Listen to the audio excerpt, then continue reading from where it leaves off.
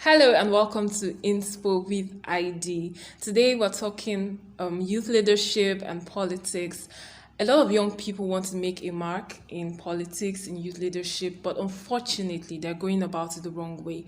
And this is why I'm doing this episode today to talk about the experiences of youth leadership and what young people need to do to make a mark, to be outstanding, and to make constant progress. My guest today is a distinguished personality. He holds a double honor in history and international studies and law. He is known for his very frank and articulate positions on issues. He represents a huge success in youth leadership in our society and has mentored many of the present crop of successful youth leaders in Bayelsa State and beyond. He is a former spokesman for the Ijaw Youth Council, IYC, and a former special advisor to Henry Seriake Dickson when he was Governor of Bayelsa State. He's a well-known and respected personality and has held different positions in and outside government. He's a Christian and married with kids. He is Mr. Owoupele Jeremiah.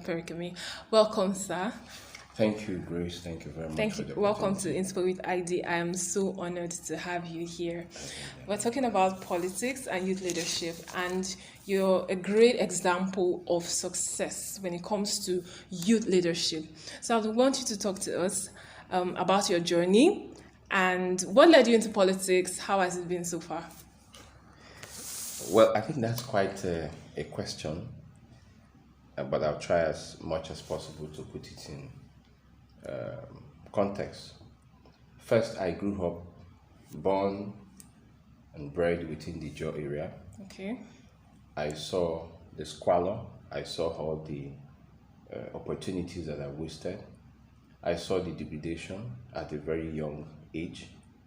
I've always aspired to be good in whatever I do, but I also realized that there were many obstacles in my way of progress. This is the background to which I was born. But a little bit beyond the background, I was born to a military officer as father, Wow. and then a teacher as mother. And fortunately, my father, though a military officer, was also an educationist. And so that shaped my educational foundation. My mother would always tell me, as my father will, that the best form of education or the best form of legacy that any parent can give to his or her children is to give them a sound education and a good Christian background. Yeah. My mother, who is very passionate about God, never stayed away from always teaching me about godly virtues. So these were the kind of characteristics that I grew up to know. As a very young and early age, I had a very strong passion for reading. At the age of maybe 15 or before 15, I've read over 100 books. That's awesome. Different literature, wow. Yes. Name it, novels and and I was very passionate about trying to know what was beyond my immediate environment. Yeah. And so that made me to also read voraciously on geography to know what's the whole earth, what's it all about, what are the places beyond my immediate environment. Okay. So these are the things that shaped my growing up.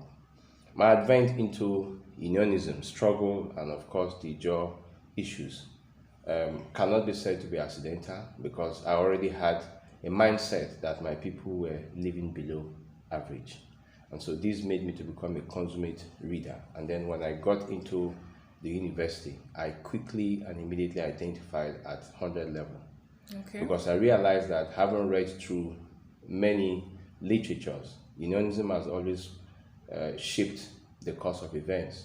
Yes. You read South African history, you read European history, students have always played that pivotal role. A great role. And this is because they are a conscious sect of people. They are educated, they are erudite, and therefore they understand the kind of things that they need, what will shape the tomorrow. And they're always available at every point to ensure that they do what is needed and necessary. You look at the lives of our great patriots, Azugboro, Awolowo, Herbert Macaulay. They were all student union leaders at one time or the other. And more so because they were introduced to Western education. They came back fully prepared and armed to be able to deepen the narrative of development in their various spheres of life. And so these were the thoughts that shaped who I am at an early age. So when I got into university, from year one, I started doing unionism. My penchant was for better welfarist policies for students, especially at that level of governance. Okay. But a little bit beyond that was to arm myself with the requisite knowledge and characters that would be able to shape and mold me to becoming what I aspire to be, which is what I am today, and of course still molding and aspiring. And so all through my university days, the likes of Samuel Obuku, the likes of Manuel Darling, the likes of Maybe White, the likes of Tony Sena, these were my school friends and colleagues way back then in university. The likes of Honorable Timi Omubagala in the State House of Assembly. These were people that we all went to school together. The likes of Chris Ekio, who was former president of the Ijaw Youth Council, who also finished from University of Benin. The likes of Udain Siraju. These were my peers, who were people who were both all passionate about the kind of Ijaw land that we dreamed to see.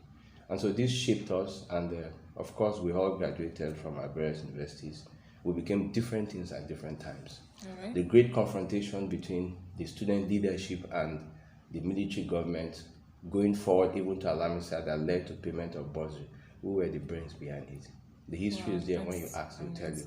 We're fearless, we're dogged, but above all, we're a set of very intelligent young men who understood exactly what we want and what we think should be for us, and not just any kind of thing. We're determined and we're also passionate. So that's how we moved into unionism. And of course, when we realized that the educational timeline was also coming to an end, there was need, because we were very energetic and passionate. We needed another platform to begin to express ourselves. Yes. That led us straight into the Ijaw Youth Council. I have the honor of serving as the 5th spokesman of the Ijaw Youth Council. My predecessors are the likes of Kingsley Kuku, who has made one of the most indelible legacies of Marx in Ijaw land. The likes of Isaac Oswaka, who is now a professor in University of Calabar. He was the very first spokesman who handed over to Kingsley Kuku. We had in Salafa White, who is late. We had Peter Ajube, and of course myself, going further to Eric and the rest of it. We served the Ijaw land at that level, very energetic, we're passionate. We did all we can within our spheres of influence to see that changes comes to us. But most especially was the fact that we realized at a very early age, of course myself inclusive, that there was need to build character. And I think this is one of the most essential missing link in our present youth generation. Yes, sir. That even brings us to the next thing we want to talk about, where what is expected of young people who want to come into politics. What should they be looking at? What are the things they should avoid? Because there are principles. I read a lot of what you write, and there are things that have spoken to me that you've talked about, such as service, such as honesty, and other things like that. Can you take us through? Well, you see, the generation matters, and like I said before, the background of everybody also matters. But I think that when people talk about mentorship, when people talk about role models, there's need for our young generational leadership to understand what role models are. Now, today, when people talk about going or venturing into politics, they are more inspired by wealth, the affluence, fame, influence, and the perks of office that comes with it. I didn't see public service or politics from that dimension. No, I didn't see it from that realm. In all the places I've worked, I try as much as possible to leave a legacy. And that's a legacy of service. Yes. A legacy of touching life. Success is not about how rich you are.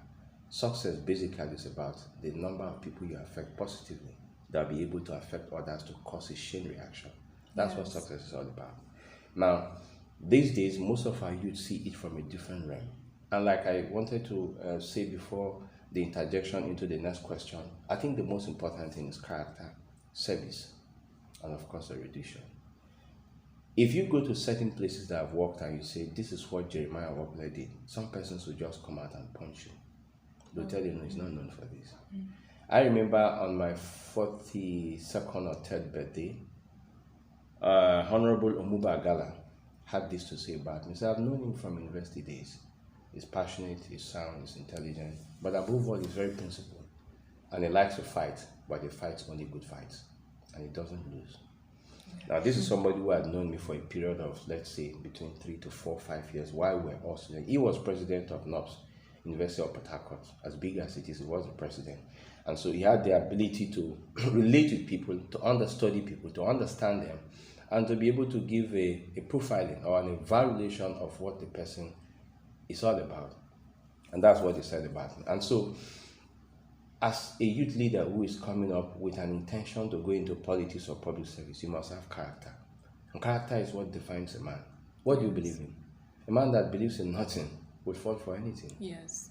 What are the defining things that you so treasure in your life? For example, in my kind of life, if I hold a principle very dear, nothing will deter me.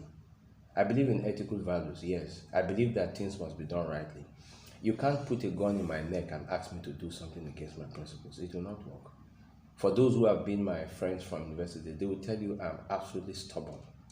Very, very stubborn when it comes to principles. As long as it doesn't agree with what I believe, then I can take it. I'm also somebody that is strong-willed. I'm not persuaded by certain things. We all like good life, we all like money, but at what cost? The character of a youthful leader is one of the defining things that will make them to either excel or to fail. And what to take them through their career. Next has to do with erudition, education. You don't become a leader by just being a leader. There must be some thought pattern. There must be something about you. You must build your mind. Yeah. And this has to do with a lot of study. A lot of people we have in government today, and I have no apology for this, they don't even read. They don't read.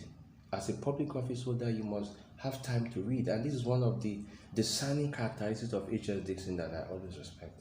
And yes. I say it anyway. He reads a lot. When you read, you get more abreast with current realities, current ideas that shapes the world. You don't stay in your cocoon and you think that you'll be better. People talk about Buhari. One of the problems he had is that he didn't develop himself. Yes, a great man, he was our head of state, but after he left office, what else did he do? Those are the questions. So for a youthful leader, you need to have a serious sense of education. You must build your mind. This is either you are going programs. It doesn't have to do with masters and PhD. Yes. It has to do with building the mind. And this has to do with continuous, it's a daily effort. Yes. I grew up to see my father every morning when he wakes up, even as a military officer, after I had finished pressing his uniform, he will send for newspapers. Every morning he reads Guardian, Vanguard, this day, different kind of, and this was in the north. And so when he finished, I will also pick it up and I read and I begin to shape my ideas about democracy at a very early age. Very early age. I can tell you about Marxism at a very early age. I can tell you about the Cold War even before I became a student of history. Wow. That at a certain point, this war was divided into two divides. Those that believe in capitalism and those who believe in socialism. And that divided the nation, and Africa became the theater of war. These were things I knew at a very early age. How often does our youth leaders even read?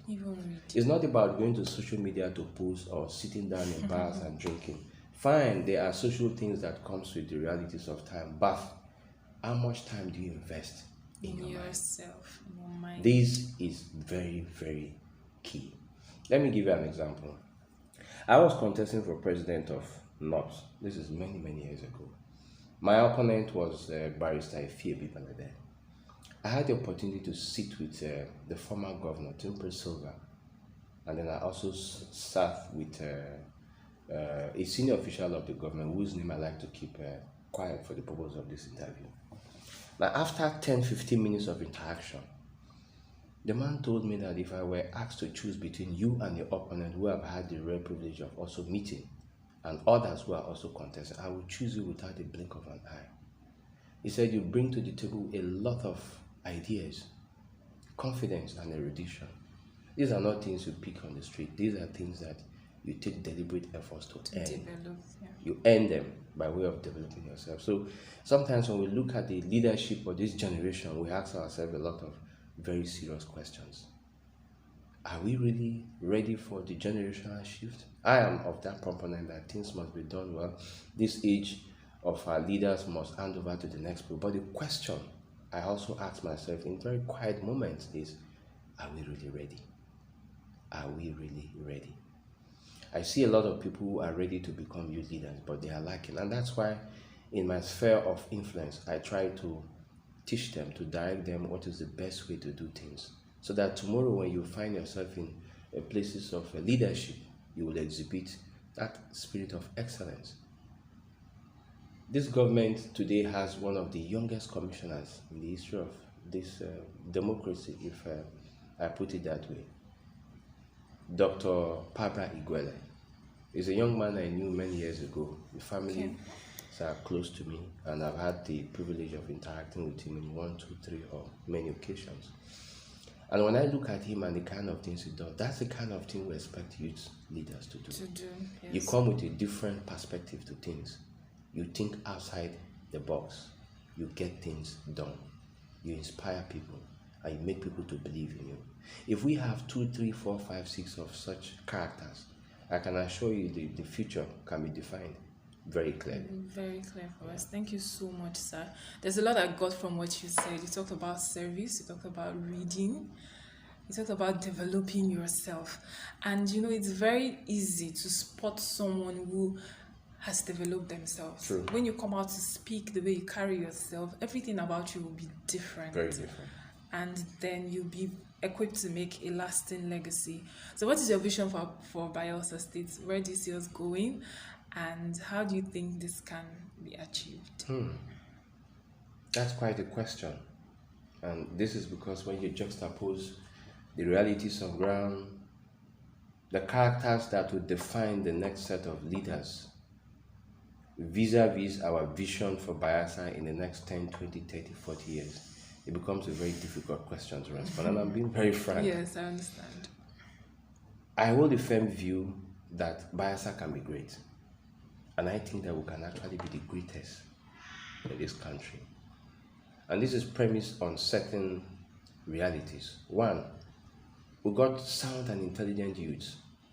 They may not be very few, they may not be much, but talented ones with a strong sense of patriotism. They have what it takes to deliver when given the opportunity. The question is, are they given the opportunity? Would the realities on ground and the present crop of people allow such inspiring people to come, knowing that this will mean that there will be shift of attention, there will be shift of paradigm? That's the first question. Secondly, I also believe that with the kind of terrain we have and the vast resources that God has blessed us with, we have what it takes to be the very first nation. Yes, we do. In this state. Yes. In my sphere of work, I've traveled to Malaysia many times. I've gone to Philippines many times, different parts of this world. But Malaysia struck my life. When you look at the history of Malaysia, this is one of the countries we call the Asian Tigers. In the 70s, they were nothing. They were a third world country. They took spirited efforts, decisions, and one of the things they did was to invest very aggressively in agriculture. And one of the products they did this is palm. Okay. Today, palm is one of the mainstay of the Malaysian economy, and today they are said to be a fast developing country. Per capita income, everything is different from us. But this was a nation that was like us. This state is blessed with vast agricultural potentials. And that's why I commend the governor for the choice of Dr. Alagwa, the present commissioner for Agri. Yeah. I've been watching him very keenly. I've been doing a study on the policies he's advancing, the actions he's taking to move us to merchant economy in terms of agricultural produce. And I think that given the pace he's going, if he's encouraged with the right leadership, which Doyle is giving to him, I think that it may not be immediate, but if the policies and actions are sustained within a period of time, I see our economy changing for a very fast leap. That leap is going to give us employment, the multiplier effects of employment. The multiplier effect will be a lot of influx of people. The multiplier effect will increase in tax, and the multiplier effect of this will be business. The multiplier effect will also be increase in IGR. The moment we are able to move our Ijaw from what it is today, which is still a work in progress, to that level where it can sustain our goals as a nation or as a state, then it means that we have entered into that realm where we will now be on the fast track of development. He's doing well, and I see that the governor is giving him a lot of support. These must continue. Now, the other aspect which I talked about is the number of people who have what it takes to do the things, but the question, like I asked, will they be given the opportunity to express themselves? And this is because we have become a nation, a state that is government dependent. And I'm happy that the trajectory in the last couple of within the period of the COVID, there's been a dramatic change. Yes. There's been a lot of entrepreneurial activities that are springing up. And a lot of our young females are showing a very strong aptitude for being entrepreneurial in nature. They are doing extremely well. They may face their challenges, but they have also told us that they have the will to be able to manage any storm that comes. That's good. Creativity. I've attended several functions in social settings that shows that we have very excellent creative minds in Bayelsa. Yes, what they now need, it's an atmosphere that allows them to develop their skills on one hand, and also another atmosphere that will push them and give them the necessary wherewithal, necessary resources for them to go into a larger scale and of course a larger platform. And then by so doing, we are beginning to get things rightly. Now, because of the nature of our economy, which is state-driven, everybody wants to go into government. Yes. I can understand the sentiment and the situation. Now, most of the people going into government, a good number of them, they don't have what it takes. And I'm sorry to say this, I have no apology. They don't. The reality is now, those who do not have what it is but are bent on maintaining their sphere of control, as against those who are talented, who are exceptionally developed themselves to the extent that they'll be able to discharge and give us goals, becoming a minority. Yes. It is this balance that is now the issue. It will take a very focused leader. It will take a leader that is so politically very strong, who of course has a very clear, defined thoughts on his vision, to be able to come in and say, no, this is how I want things to be done. I don't care what you think, but we must get things right. It's a gradual process. It's not going to be immediate. And so, for me, Bayelsa holds a very strong future, but this future is dependent on the kind of policies we are going to make, on the characters that we elected to lead us, on the vision of the people that will have the mandate of our people. And of course, the general consensus about youth, which is the most active segment of people, to say it is time for us to take our destinies into our hand. The moment we are conscious enough to go beyond political affiliations, political sentiments, loyalties that are of no value as far as I'm concerned, but to see things from a very strict, objective point of view. Because like I've always held, the failure or success of any leadership is a collective body. If the Owoupele succeeds today, I'll be happy, you'll be happy. We'll all be proud to call Bayelsa our state. You see the uproar when the first plane landed, everybody commended Governor Owoupele, you are doing well, you are doing well. It's because it's a shared vision. If he fails, all of us will also fail with him. And so far, so good. That's the kind of mindset we need to have. But like I said, the youths control the fulcrum of power, because we are the people that goes to the field to do the dirties. We are the people that controls the perception. We are the people that they ask to go and carry ballot boxes. We are the people that do toggery. No, I'm saying this, and because these are realities you can't run away from. These are the realities. We are the conscious sect of the Bayelsa populace. The moment we understand that actions or inactions of government today is going to be the burden we are going to carry, because it will project our future either in failure, in victory. The earlier we realize this and form a consensus kind of platform where we see things from an objective point of view, devoid of parochial sentiments of party affiliation, loyalties to one leader who does not care how you develop. The only thing he cares is to call you to do things, give you pay, not to tie you to his house string. The moment we are able to deviate from such mentality and begin to forge a common front an objective that Bayelsa, we must see this Bayelsa of our dreams get to where it wants. And then at that point, we don't look about who you serve or who is your boss or which party. We look about credibility of the person we wish to support. That's the time that we're going to get things better. And so it's difficult for me to tell you that we're going to succeed in the next 20 years. It's also difficult to tell you that we're going to fail, because there are many absolutes and alternatives that need to come together for us to be able to give a defined position. Okay. Thank you so much, sir. So what are your concluding words to someone out there who wants to make a mark, you want to do something extraordinary? What do you have to say to such a person? First, I'll tell you to have the fear of God. Okay. There are many things I've faced in life that the fear of God allowed me to surmount these challenges. A man without the fear of God has a mind that is open to anything. Anything at all. Evil yes. and good alike. Yes. So first, you must have a very strong devotion to God, to understand that there is a maker who rules in the affairs of men, without whom nothing can happen. That's the first line of approach. The second line is to develop yourself in terms of character. Let people know you for who you are. This man stands for something. A man that has defined certain principles is not swayed by pecuniary interest or materialism. No. He understands that this is wrong and this is where to draw the line. So, fear of God, a strong character, and then erudition. You must be very educated to that point where people can say, we need this man.